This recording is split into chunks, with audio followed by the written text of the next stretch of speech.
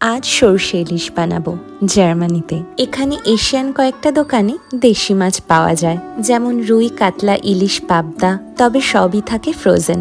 বিয়ের আগে মায়ের কাছে তো একদমই নয়, আর শ্বশুর বাড়িতে ওই এক দুবারই ছাড়িয়েছে মাছের আঁশ। তবে এখানে আর উপায় নেই, মাছের আঁশ ছাড়ানো, কাটা সবই নিজেকে করতে হচ্ছে। আমার এই ছোট্ট সংসারে অনেক কিছুই প্রায় নতুন অভিজ্ঞতা। ঠিক এই অল্প অল্প মশলার মিশ্রণের মতো আমার সাথে সেগুলো মিলেমিশে যাচ্ছে। পুরো রান্নাটাই কিন্তু করব সর্ষের তেলে। তেল ভালো করে গরম করে নিয়ে ইলিশ মাছগুলো হালকা করে এপিট ওপিট ভেজে নেব। সেই তেলেই দেব তেজপাতা, শুকনো লঙ্কা, একটু জিরে ফোড়ন, তাতে আদা, লঙ্কা, পোস্ত, সর্ষের বাটাটা দিয়ে দেব। একটু জিরে, ধনিয়া, কাশ্মীরি লঙ্কার গুঁড়ো আর স্বাদ মতো নুন দিয়ে একটু নাড়িয়ে চাড়িয়ে নেব। খানিক বাদে একটু জল দিয়ে ঝোলটা ফুটে এলে দিয়ে দেব দুটো চেরা কাঁচা লঙ্কা। ব্যাস, সিম্পল। ধীরে ধীরে অল্প আছে তেল ঝোল জমে হয়ে যাবে সর্ষে ইলিশ।